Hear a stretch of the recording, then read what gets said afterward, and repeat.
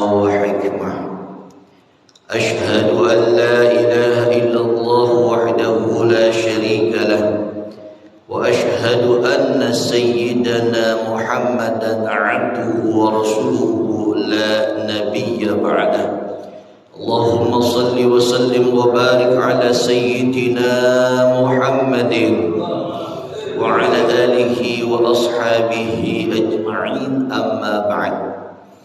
Yang sama-sama kita hormati Ketua DKM Masjid Jami Al-Ikhlas, kita doakan semoga sehat berkah panjang umur, dan seluruh jamaah sekalian yang tidak disebutkan kita doakan yang sama, semoga sehat berkah panjang umur, amin.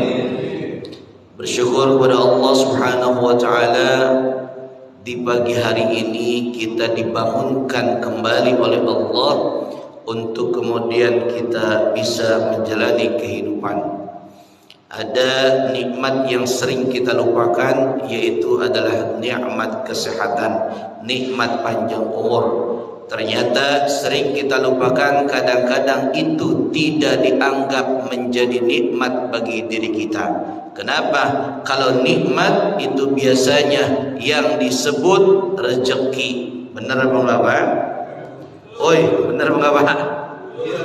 Misalnya kalau duitnya banyak itu nikmatnya banyak. Iya apa enggak, Pak? Padahal nikmat yang utama sebelum rezeki yaitu adalah yang namanya umur dan kesehatan. Bermiliar harta yang dipunya, bertriliun duit yang dipegang, tetapi kalau yang namanya kesehatan tidak dimiliki, betapa miskinnya dirinya, karena nikmat kesehatan adalah nikmat yang paling utama. Duit banyak tapi nggak punya kesehatan, boleh nggak makan kambing, Pak? Woi, duit banyak tapi nggak punya kesehatan, boleh nggak makan kambing, Pak? Jawab yang kencang, boleh nggak? Ya nggak boleh, Pak. Nggak, orang makan kambing gimana? Yang boleh makan daging kambing. Bapak makan kambing, rakus amat. Insyaallah. Nih, Pak, kesehatan itu adalah nikmat yang utama. Maka kalau kita kemudian sehat, alhamdulillah duitnya banyak, insya Allah hidupnya dunianya senang. Alhamdulillah. Nih, ada orang kaya, Pak, sakit, Pak, diponis darah tinggi, serangan jantung, stroke, Pak. Kira-kira boleh nggak makan sop kambing, Pak? Nggak boleh ya? Itu orang kaya. Bapak pilih mana, Pak? Kaya penyakitan atau miskin sehat, Pak? Ada yang miskin sehat tadi, Bang? Ini Ramadan, Pak, bebe. Ya Allah. Kalau kita misalkan dihadapkan sebuah pilihan, maka pilihlah yang terbaik, Pak. Apa yang terbaiknya? Kita pengen hidupnya sehat dan ditambah dengan kaya, karena orang Islam harus kaya. Saat ini kayaknya suaranya kejauhan ya. Ya, kejauhan ya. Ya. Suara atas ya. Suara atas ya. Berarti dua kali yang dalam ya. Nah, jemaah sekalian yang berbahagia, tuh Pak, kita bersyukur dengan apa yang kita punya ya. Kemudian yang kedua, salawat dan salam kita sampaikan kepada Rasulullah sallallahu alaihi wasallam, kepada keluarganya, sahabatnya, tabi'in, tabi'ut tabi'ina ila yaumil qiyamah.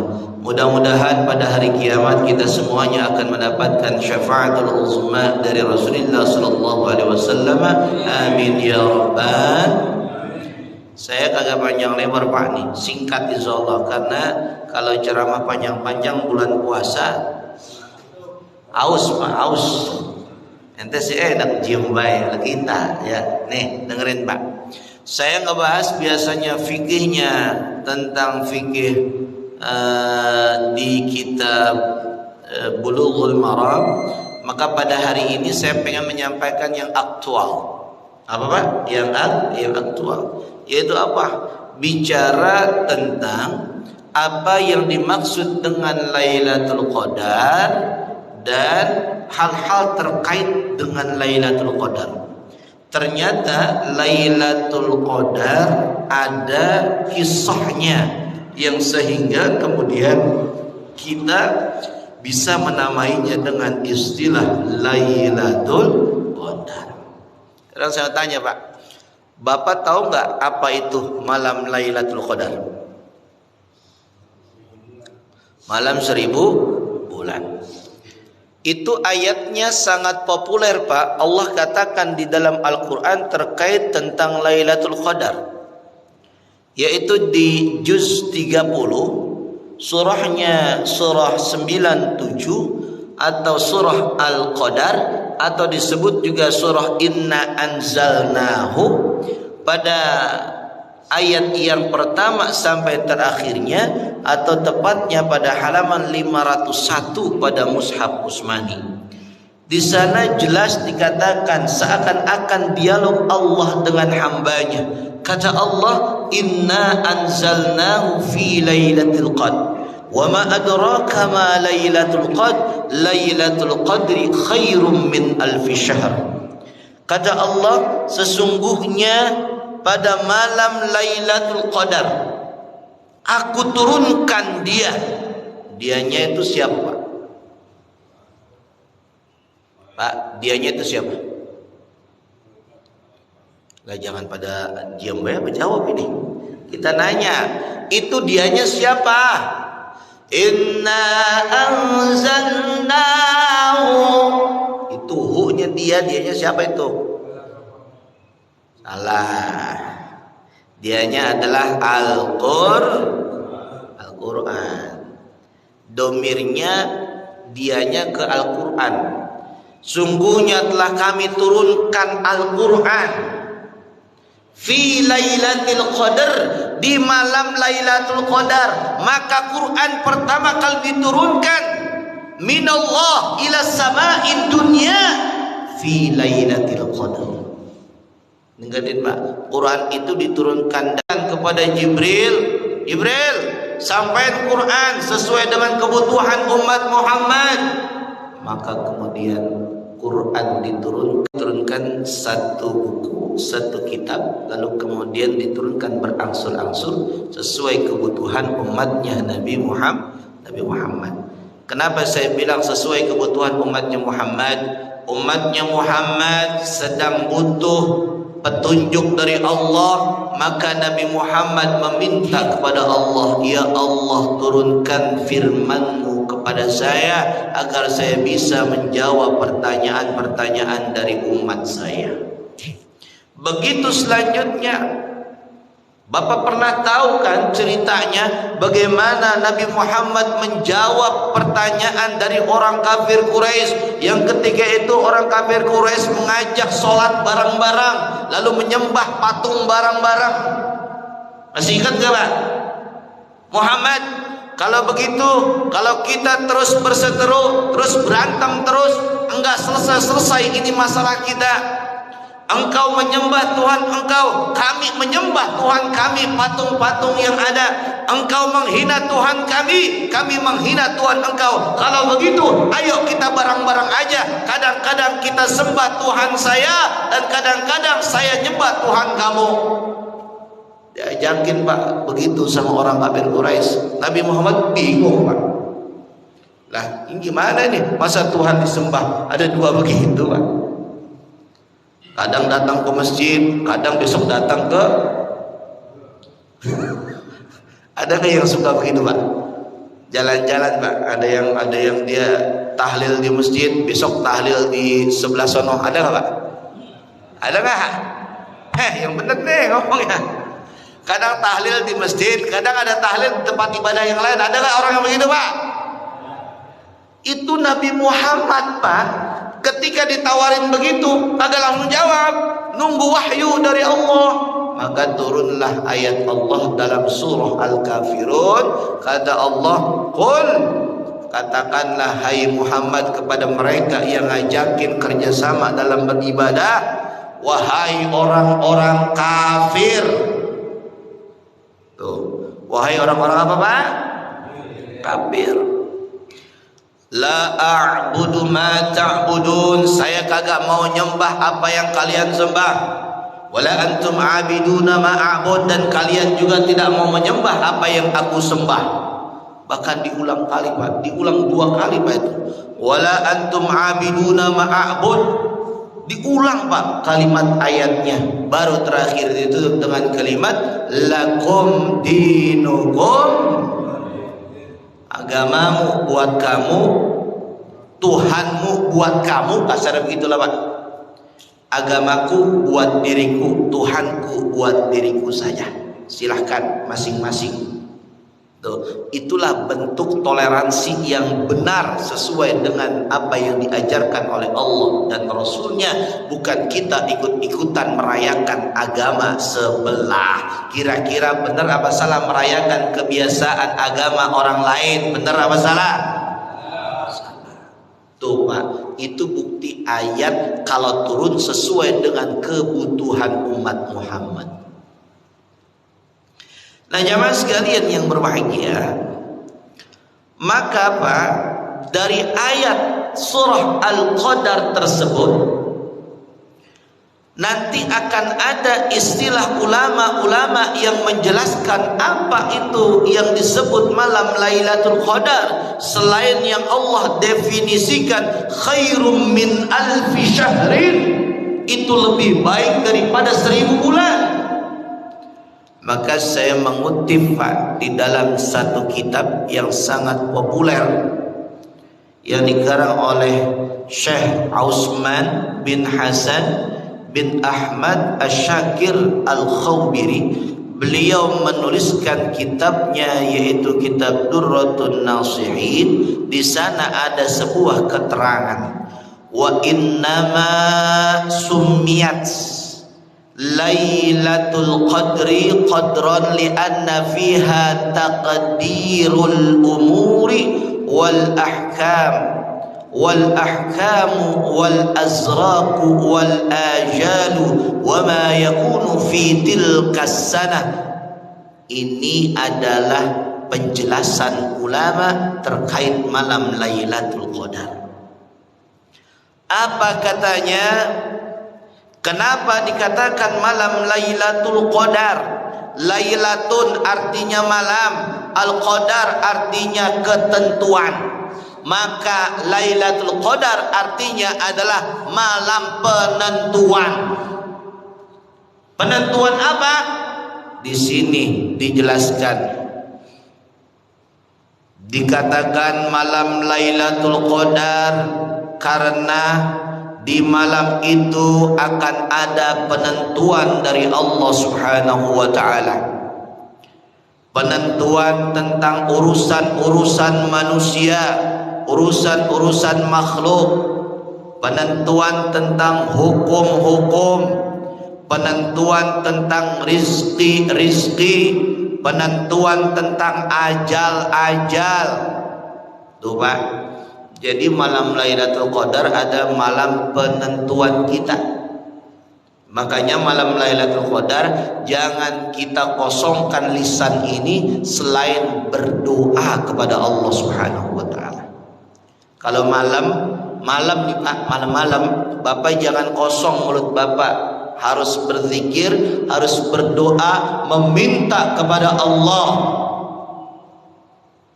Bil khusus min ashril awakhir, yaitu adalah 10 terakhir daripada bulan Ramadan. Nih sekarang nih Pak, 10 terakhir. Semalam kita tarawih malam yang ke 25. Bapak ingat banget ya Pak ya? Ingat ya? 25. Berarti lebaran berapa hari lagi Pak? 5 hari.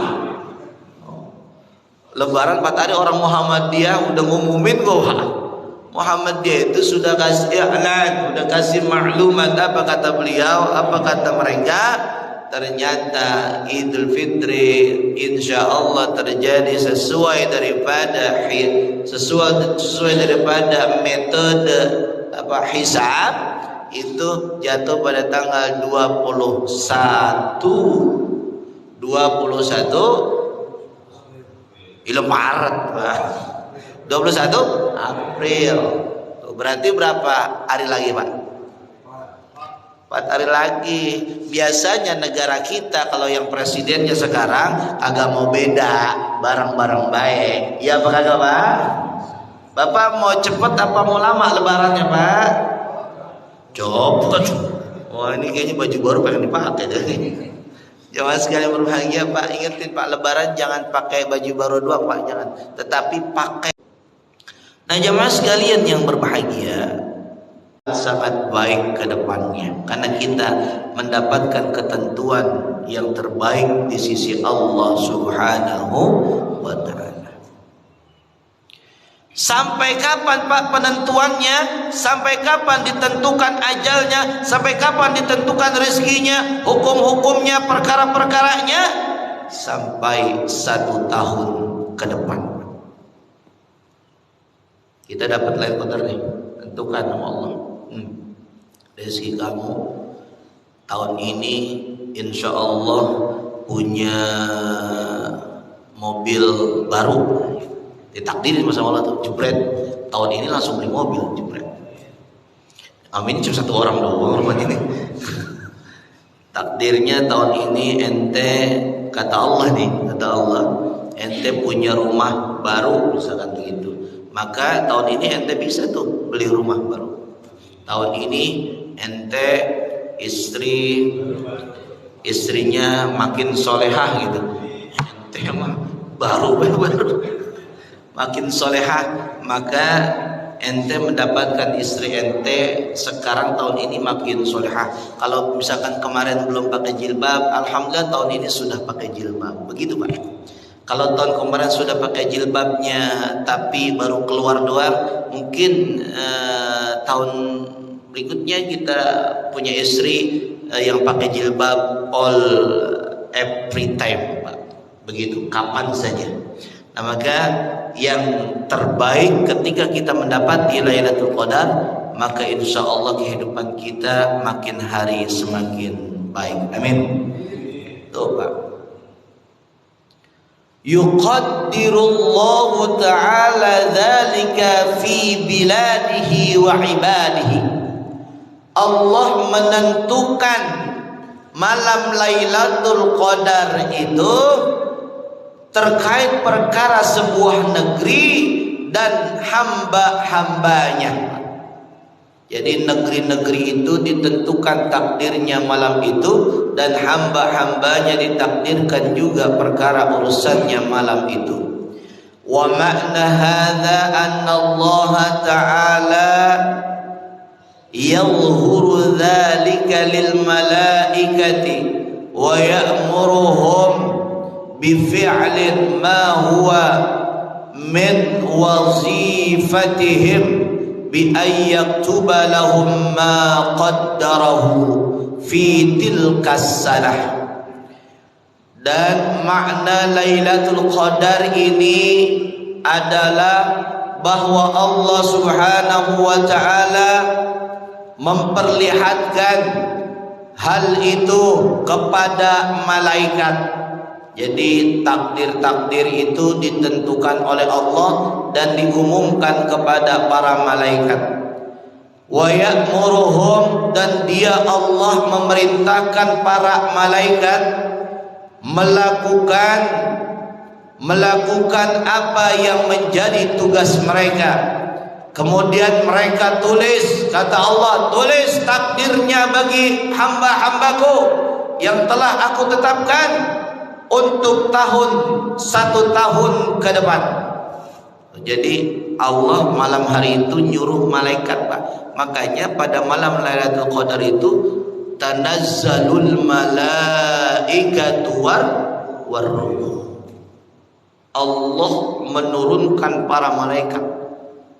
Makanya ada juga di dalam kitab yang lain, Pak, satu keterangan, kalau nggak salah dalam kitab Fiqhul Wadih, minal kitabi wa sunnah, di sana ada keterangan bahwa Lailatul Qadar itu maknanya doyik atau diqun, Pak. Diqun itu artinya apa? Sesak, Pak. Sesak oleh siapa? Sesak oleh para malaikat yang turun ke buminya Allah mencatat amal-amal setiap hambanya. Tuh, Pak. Berarti kira-kira banyak gak malaikat, Pak, malam Lailatul Qadar turun ke bumi ini? Banyak apa sedikit, Pak? Maka panas apa kagak, Pak? Woi, panas apa kagak? Kagak, Pak. Malu kita, Pak. Malaikat nungguin kita tuh, Pak, malaikat. Ustaz Aan, ya, dia tidur. Tulis Ustaz Aan tidur. Matanya ngantuk bener tadi saya lihatin. Tuh, Pak. Nah, ente nih, wah, sholat tahajud mah banyak banget ya nih. Sholat tahajud dikerjain, sholat tasbih dikerjain, sholat hajat dikerjain, Pak. Sholat apa lagi, Pak, mau dikerjain sama dia?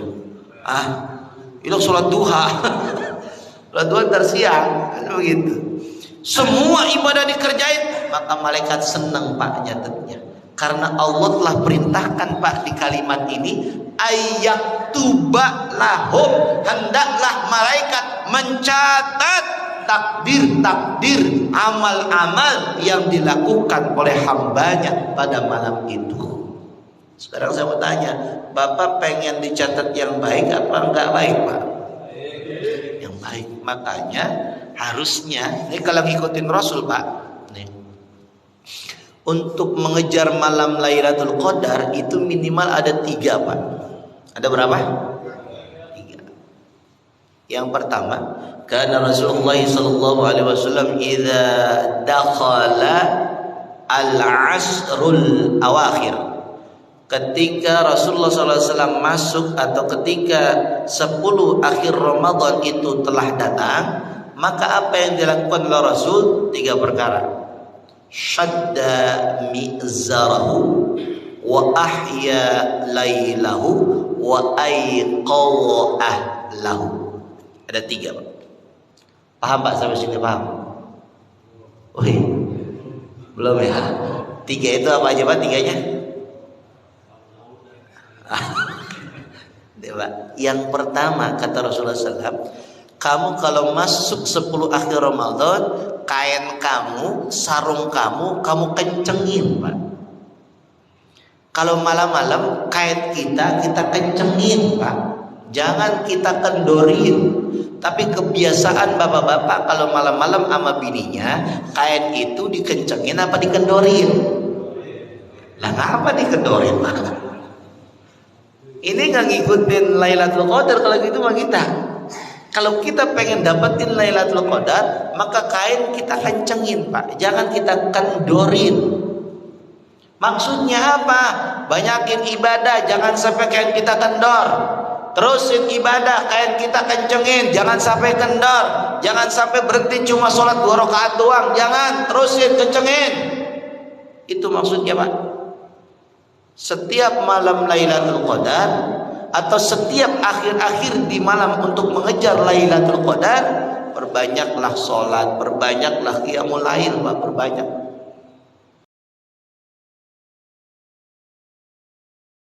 Bukan malam. Maka jangan banyak tidur, Pak, ketika 10 akhir Ramadan. Melekin matanya, melek. Siang boleh tidurlah, istirahat, tapi persiapan buat malam. Jangan siang tidur, malam juga tidur. Ini kebanyakan kita kadang puasa banyaknya tidur. Baca Quran ogah, kenapa? Capek, takut lapar. Kenapa yang tidur? Tidur aja ibadah, pakai dalil lagi dia ngomong, Pak. Naumu shaimi ibadatun. Tidurnya orang yang berpuasa adalah ibadah. Pakai dalil lagi betul orang. Itu dalilnya orang malas tuh, Pak. Kalau misalkan kita berbuat maksiat, kalau kita kagak tidur, kalau kita kadang terawih aja Ustaz dipesan, Ustaz jangan lama-lama, capek saya. Nah, Ustaz pakai dipesan. Di sini terawih 8:30 selesai ya? Oi, 8:30 ya? Hah? 7:30. Jam 8. Oh, berarti kecepatan ini sini mah. Saya kemarin Pak ngisi di daerah SKU Pak. Kompas ya. Kompas.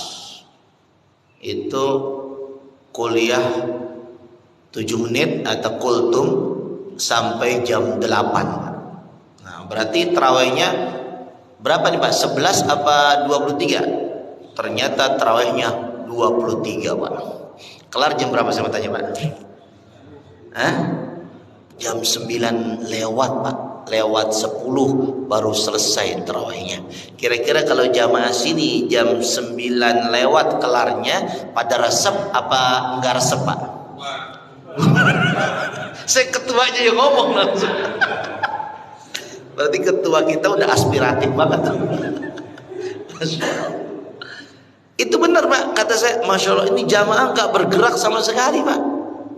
Jamaahnya ngikut apa kata imam Pak. Imam ruku, dia ruku, nggak tahu hatinya mah itu Pak. Kira-kira Pak, hati ngegerutu apa nggak Pak? Kayaknya gue cuma sekali doang di sini nih. Masya Allah. Ya Pak sekalian berbahagia, itu Pak. Jadi memang kalau kita ingin mendapati malam Lailatul Qadar, kita harus mengikuti apa yang dianjurkan oleh Rasulullah SAW. Yang kedua tadi menghidupkan malam. Yang ketiganya adalah membangunkan keluarga kita, istri kita, anak-anak kita bangunkan Pak. Jadi kalau bapak soleh jangan buat diri sendiri saja, istri kita juga kita ajak Pak untuk menjadi wanita yang solehah. Anak-anak kita juga kita ajak untuk menjadi anak yang soleh dan solehah. Nah mulai malam ntar malam bapak bangunin istri bapak, bangunin anak-anak bapak. Buat ngapain Pak? Buat ngapain?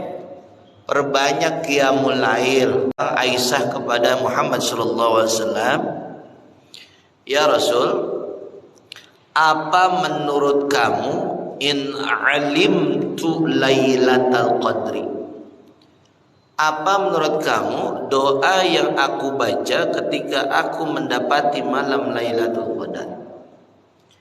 Maka Rasulullah SAW mengajarkan begini Pak. Qala, Rasul menjawab, qauli, aku kalau mendapati malam Lailatul Qadar caranya berdoa begini, Allahumma, oi ikutin saya, oi. Bismillahirrahmanirrahim. Allahumma innaka afuwun karimun tuhibbul afwa fa'fu anni. Itu doa yang ditanyakan kepada Rasul oleh istrinya, yaitu Siti Aisyah. Itu Rasul yang ngajarin langsung. Dan kuat alasannya doa itu benar dari Rasul, karena yang menyampaikan pertanyaannya adalah istrinya. Makanya orang kita, orang NU, setiap jeda itu doanya itu, Allahumma innaka afuwun karim tuhibbul afwa fa'fu anna atau fa'fu anni ya karim. Makanya jangan bikin aturan dewek Pak, jangan. Ini kadang-kadang ada Pak, orang itu bikin aturan dewek kagak pakai Bilal. Lah bingung Pak kalau kagak pakai Bilal. Kenapa? Imam diingetin sama Bilal, Bilal juga diingetin sama imam, saling mengingatkan. Kalau misalkan sholat tarawihnya 23 rakaat, imamnya lupa, Bilalnya lupa, akhirnya sholat tarawih bukan 23 Pak, bisa jadi 25. Woi, orang nambah 2 rakaat, iya nggak Pak? Tuh, makanya pentingnya Bilal di situ. Cuma kadang-kadang kagak ada Bilal. Dutru nanya, Assalamualaikum warahmatullahi wabarakatuh. Diam baik, diam aja itu Pak. Ada nggak yang modal begitu Pak? Woi, ada nggak? Jawabnya kencang apa? Takut banget itu Pak. Ada apa nggak? Ulama udah ngajarin Pak, ulama udah ngajarin. Itu kenapa kita membaca yang namanya empat khalifah di dalam Bilal bacaannya apa? Maksudnya apa itu, Pak? Itu maksudnya agar kita, keluarga kita, anak-anak kita, istri kita mengenal Khulafaur Rasyidin, Pak. Khulafaur Rasyidin itu buat ahlu sunnah wal jamaah sangat penting. Karena Khulafaur Rasyidin di kelompok yang lain itu dianggap salah, dianggap kagak benar. Itu kelompok yang sebelah tuh, Pak, namanya Syiah. Apa, Pak? Syiah itu tidak mengakui, Pak, Khulafaur Rasyidin, kagak mengakui. Abu Bakar dibilang sesat, Umar dibilang sesat, Utsman dibilang sesat. Cuma yang benar cuma satu orang khalifah, Pak. Siapa? Ali. Padahal Ali juga nggak mau, Pak, digituin sama orang Syiah. Cuma orang Syiahnya aja biasa begitu. Emang pengikut tuh lebih sadis, Pak, dibanding yang diikuti, begitu. Itu, Pak. Makanya kita membaca Al-Khalifatul Ula Sayyiduna Abu Bakrin As-Siddiq, kan gitu, Pak ya? Langsung radhiyallahu an. Nah, itu dibaca terus saja. Itu ulama sudah ngajarin caranya kita untuk melaksanakan tarawih. Itu ijtihad namanya. Kalau dicari dalilnya di Quran ada apa kagak, Pak? Kagak. Dicari di hadis ada apa kagak? Kagak. Tapi ijtihad ulama itu yang menentukan kita sampai seperti itu cara-cara. Kemudian kita melaksanakan tarawih secara berjamaah. Tuh, Pak, ya. Di sini pakai Bilal ya, Pak ya? Pakai kan ya? Pakai Bilal apa enggak, Pak? Oke. Nah, Bilalnya ganti-ganti apa enggak, Pak? Ganti. Kalau ganti-ganti bagus, Pak. Itu namanya pembelajaran. Biarin. Imam juga harus ganti-ganti, Pak, pembelajaran. Sebab kalau misalkan imam dari luar terus, orang dalam enggak pernah imam, ntar kalau misalkan orang luar agak bisa datang, bingung siapa yang jadi imam. Benar harus bergantian. Ya, saya pernah kritik, Pak, begini. Ada seorang yang kemudian dia mengambil gampang saja. Sudah sebulan penuh saya menyewa hafiz untuk menjadi imam di masjidnya. Kalau kata saya, mohon maaf, Pak, hafiz bagus, tapi lebih bagus lagi kita ngajarin tahfiz kepada jamaah kita. Akhirnya yang jadi imam jamaah kita bareng-bareng. Bagus apa jelek begitu, Pak? Bagus. Makanya ngaji Quran, tahfiz itu sangat diutamakan, Pak. Karena bacaan sholat tanpa hafalan kita nggak akan ada seninya, Pak. Saya ulangin, bacaan sholat tanpa ada hafalan tidak ada seninya kita dalam beribadah kepada Allah Subhanahu Wa Taala. Tetapi kalau misalkan ada bacaan, ada hafalan, sholatnya banyak, hafalan Qurannya banyak, enak, Pak. Kita mau sholat apa aja bacanya beda-beda, enak banget, masya Allah. Tuh. Tapi kalau kita bacaannya kagak berubah, Pak. Kulhu al-kausar, al-kausar kuhu. Ada nggak yang begitu, Pak, sholatnya? Ada. Siapa? Saya. Kan gitu. Makanya perbanyak hafalan, Pak. Insya Allah sholat kita semakin indah kita laksanakannya. Nah, jamaah sekalian yang berbahagia, ini masih panjang, Pak, ceritanya masih banyak ini, Pak. Kita lanjutin apa cukup sampai di sini saja, Pak? Lanjut ya. Nih. Tadi kan malaikat disuruh mencatat takdirnya sampai 1 tahun ke depan, Pak. Karena apa? Karena li'anna Allah Ta'ala qaddara al-maqadir qabla ayyukhlaq as-samawati wal arfil azal. Karena Allah, Pak, menentukan takdir sebelum Allah menciptakan langit dan menciptakan bumi ketika zaman azali. Ini ada ikhtilaf, Pak. Kok Allah menentukan takdirnya setiap tahun sekali? Bukankah Allah telah mentakdirkan manusia itu ketika di zaman azali, Pak? Kan begitu.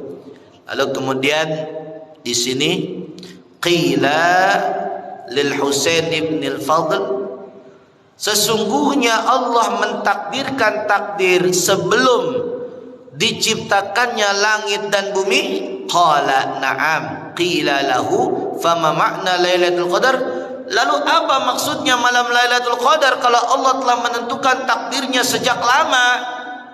Maka kemudian dijawab bahwa takdir yang ditentukan oleh Allah itu menuju waktu-waktu yang akan ditetapkan, wa tanfidhul qada'il, dan Allah akan menerapkannya sebagai ketetapan darinya. Jadi maksudnya zaman azali dulu takdir kita sudah ditentukan, Pak nih. Tetapi belum semuanya kita dapatkan. Nah, dengan kita malam Lailatul Qadar, kita berdoa kepada Allah bisa merubah takdir yang sudah ditentukan sejak dahulu gara-gara malam Lailatul Qadar. Tuh. Makanya kita jangan tinggalin untuk mendapatkan malam Lailatul Qadar itu.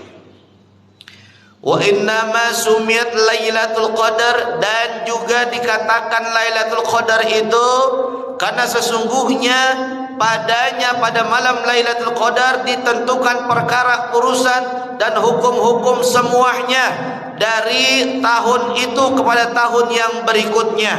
Kemudian Allah mengatur daftarur rahmah. Allah nanti Pak ngatur, Pak, siapa yang dapat rahmat, kasih sayang Allah. Lalu kemudian wal azab, siksaan Allah, siapa yang dapat siksa. Lalu kemudian itu disampaikan ke Jibril alaihi salam, dan daftar nabatan, daftar daripada tumbuh-tumbuhan, wal azraq, yaitu wal arzaq, yaitu adalah rizki-rizki. Ada rizki-rizkinya tahun ini, si ini gini. Kepada siapa? Kepada malaikat Mikail alaihi salam. Dan daftar hujan, daftar angin. Jadi ada agendanya, Pak. Ini agenda hujan tahun ini, agenda ada angin tahun ini. Kepada siapa? Malaikat Israfil alaihi salam. Dan daftar qabidur ruhi atau qabdur ruhi, daftar pengambilan roh, Pak. Artinya daftar pencabutan nyawa. Wa inqidha'il ajali, dan daftar penentuan ajal seseorang kepada malaikat yang kita tahu, malaikat apa, Pak? Israil alaihi salam. Tuh, Pak, pada malam hari itu ada penentuan seperti itu. Makanya kita banyakin doa malam Lailatul Qadar, terutama kita minta ampun kepada Allah daripada dosa-dosa yang telah kita lakukan. Ini udah siang, Pak. Lanjut apakah enggak, Pak? Ya Allah, masih panjang nih sebenarnya penjelasannya, tapi udah siang ya. Nih, Pak nih, kayaknya kita cukupkan sampai sini. Saya potong-potong aja, Pak ya, biar agak cepat, Pak nih. Nih, Pak, di sini ada satu kisah, Pak, ada satu cerita, ya. Kenapa malam Lailatul Qadar itu dikatakan seperti itu? Sebabnya diturunkan ayat ini karena ada Ibnu Abbas radhiyallahu anhu berkata, datanglah Jibril, ngomong Jibril sama Nabi Muhammad sallallahu alaihi wasallam, ceritain seseorang. Jadi Jibril nyeritain seseorang. Ceritain siapa? Ceritain yang namanya Syam'un al-Ghazi. Siapa, Pak? Syam'un al-Ghazi. Ini namanya yang sampai populer di negeri barat, Pak, yang dikenal dengan namanya Samson. Samson mah di Betawi, Pak. Di barat apa namanya? Syamsun gitu.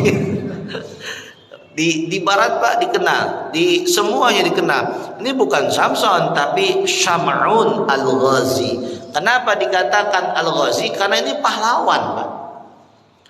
Dan Jibril cerita kepada Muhammad tentang yang namanya Syam'un al-Ghazi. Wa huwa ghazal kuffar alfa syahrin. Dia ini memerangi orang-orang kafir selama 1000 bulan. 1000 bulan Pak, dia perangin Pak 1000 bulan itu. Orang-orang kafir diperangin sama dia. Diperangin. Apa senjatanya si Syam'un al-Ghazi Pak? Wa kana silahuhu, dan senjatanya yaitu adalah dari geraham jamal. Geraham itu apa Pak? Bagian ini Pak nih, geraham itu. Kan kalau onta itu Pak panjang ya Pak, moncongnya ya. Panjang apa pendek Pak onta Pak? Panjang. Nah itulah Pak bekas tempat giginya itu yang masih ada gigi ya. Itu dipegang, diambil tulang onta yang geraham itu diambil dan dijadikan senjata oleh Syam'un al-Ghazi untuk memerangi orang-orang kafir. Karena waktu itu Pak, walaysa lahu, dan waktu itu kagak ada senjata yang lain Pak. Golok masih belum ada, pedang masih belum ada Pak. Dan itulah satu-satunya alat perang ketika itu. Maka dia memukul orang-orang kafir, dia melawan orang-orang kafir dengan senjata itu. Qatala malan, dia kemudian mengambil orang-orang kekayaan orang-orang kafir untuk kemudian itu sebagai harta ghanimah dalam peperangannya, untuk diberikan lagi kepada orang-orang yang membutuhkan. Dan apabila si Syam'un al-Ghazi ini haus, dia capek perang Pak, ternyata dari alat perangnya tersebut Pak, yakhruju min mawdi'il asnan ma'un, maka dari kehausan yang diderita oleh Syam'un karena lelah capek, keluar sendiri air dari geraham-geraham gigi bekas ontak yang dia pakai senjata itu. Didekatkan ke mulutnya, keluarlah air Pak untuk menghilangkan dahaganya si Syam'un al-Ghazi. Jadi senjatanya ini sakti apa kagak Pak? Woi, ada gak senjata yang model begini zaman sekarang Pak? Nggak ada Pak, ini senjatanya sakti Pak ini. Lalu kemudian Pak, fa'idha ja', dan ketika dia lapar Pak, ketika dia perutnya keroncongan, maka dari geraham-geraham yang dijadikan senjata tersebut muncullah daging-daging untuk dia makan. Akhirnya dia makan dengan daging yang tumbuh dari geraham yang dijadikan senjata tersebut. Kira-kira senjata ini sakti apa enggak Pak? Oh luar biasa Pak, sakti banget ini Pak. Lalu kemudian ini dia memerangi alfa syahr, memerangi 1000 bulan, dan itu sama dengan jumlahnya adalah 83 sanah, yaitu adalah 83 tahun. Jadi jumlahnya kurang lebih begitu. Maka ini kemudian menjadi sebab yang kemudian ditakdirkannya namanya malam Lailatul Qadar. Jadi dari cerita ini sebenarnya Pak, jadi tahun itu 83 tahun itu 1000 bulan itu diambil dari kisah ini yang kemudian kita sekarang kenal malam lebih baik daripada 1000 bulan. Itu diceritakan oleh Jibril alaihissalam kepada Nabi Muhammad sallallahu alaihi wasallam. Tuh Pak, ini si Syam'un ini Pak, dia punya kekuatan yang luar biasa. Ternyata si Syam'un ini kekuatannya bukan hanya berada di kampaknya yang dari tulang itu, bukan Pak. Bukan. Jadi kalau dia diikat sama apapun dia bisa bebas Pak darinya. Diikat dengan tali kecil, diikat dengan besi kecil, diikat dengan apapun kecil Pak, nggak masalah. Bahkan yang namanya tembok yang begitu besar itu bisa dirobohkan oleh si Samson tersebut. Bapak pernah nonton Samson Pak? Pernah ya? Dia menghancurkan apa Pak? Gedung Pak, tembok. Ternyata Pak, kalau di Betawi itu cerita Samson kekuatannya ada di bulu ketek ya Pak ya. Kalau si Samson ini Pak, kekuatannya bukan di bulu ketek Pak, tetapi di mana Pak? Nih, di rambut, di sya'arnya Pak, di rambutnya. Maka istrinya suatu hari dia dapat objekan Pak dari orang-orang kafir, musuhnya daripada si Samson ini. Laki lu kan itu perangin gua mulu, kita kerjasama yuk, lu ntar dapat duit dari gua. Saya begitu Pak, dapat proyek nih Pak dia, kan begitu ya, proyek apa namanya IKN, pokoknya proyek besar dah, pokoknya gitu ya, proyek besar. Ntar kalau ente bisa ngikat laki ente, udah ntar kita yang habisin laki ente. Ini emang kalau istrinya mata duitan begini Pak nih. Makanya Bapak kalau nyari istri jangan yang mata duitan. Berapa Pak kalau suami berjuang gak didukung gara-gara duit, kan begitu. Nah akhirnya Pak itu si Samson diikat. Ketika Samson tidur diikat lagi pakai tambang Pak. Kata si Samson begini, nanya lagi sama bininya, lu kenapa ngikat gua? Saya menguji kesetiaan kamu kepada saya, katanya begitu. Kira-kira kamu bisa gak membuka ikat yang saya ikatkan tali di diri kamu? Akhirnya gampang, ini mah kecil, gak ada apa-apanya, cuma tali segini, selesai Pak. Diikat lagi Pak pakai rantai besoknya. Begitu juga, kenapa kamu ikat diriku wahai istriku? Aku menguji kesetiaanmu, kecintaanmu padaku. Akhirnya Samson ngomong lagi, gampang kalau cuma kayak gini mah kecil. Tuh Pak. Maka ketika kemudian itu beberapa cara dilakukan oleh bininya kagak berhasil, si Samson keceplosan ngomong Pak. Kalau lu pengen tahu kekuatan gua, nih kekuatan gua tuh adanya di rambut Pak. Ini kata si Samson Pak. Makanya istri kalau udah kemudian tahu rahasia suami, baik-baik ini Pak. Makanya kita harus jangan istri kita tahu rahasia kita, kan gitu Pak ya. Masya Allah Pak, itu ketika kemudian si istrinya tahu rahasia si Samson kekuatannya ada di rambut.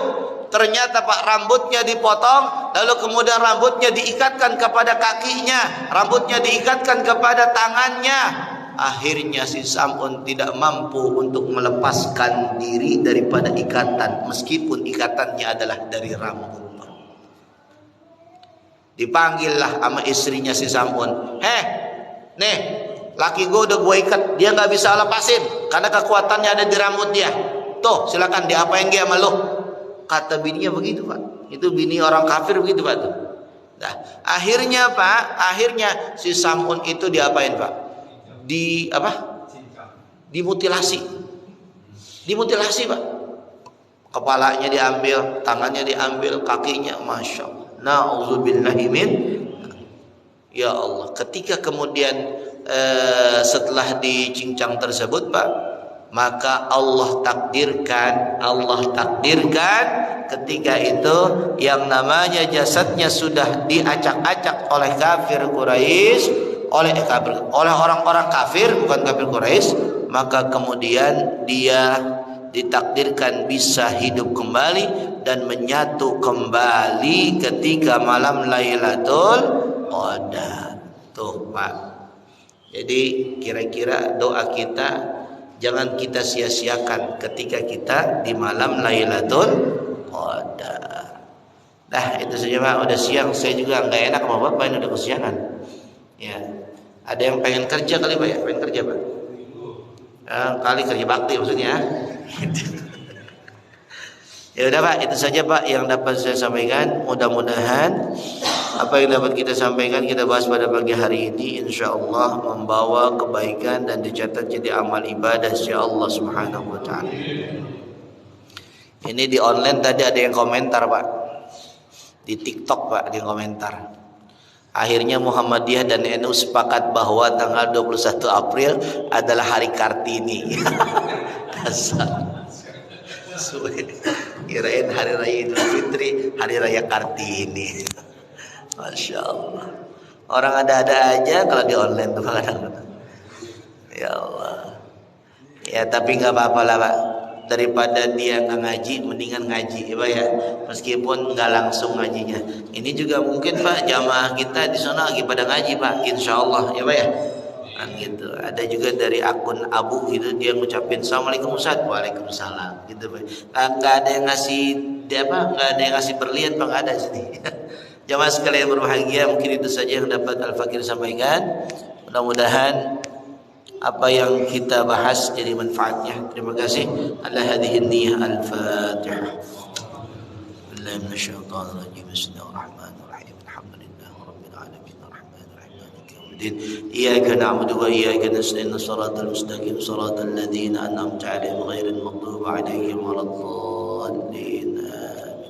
بسم الله الرحمن الرحيم الحمد لله رب العالمين اللهم صل على سيدنا محمد اللهم اغفر لنا ذنوبنا ولوالدينا وارحمهم كما ربونا صغارا ولجميع المسلمين والمسلمات والمؤمنين والمؤمنات الأحياء منهم والأموات اللهم إنا نسألك رضاك والجنة ونعوذ بك من سخطك والنار اللهم انفعنا بما علمتنا وعلمنا ما ينفعنا وزدنا علما نافعا ورزقنا فهما واسعا والحقنا بالصالحين برحمتك يا الله يا أرحم الراحمين ربنا آتنا في الدنيا حسنة وفي الآخرة حسنة وقنا عذاب النار والحمد لله رب العالمين. Sekian terima kasih. Wallahu a'lam bishawab wallahu al-muwaffiq ila aqwamit thariq. Wassalamualaikum warahmatullahi wabarakatuh.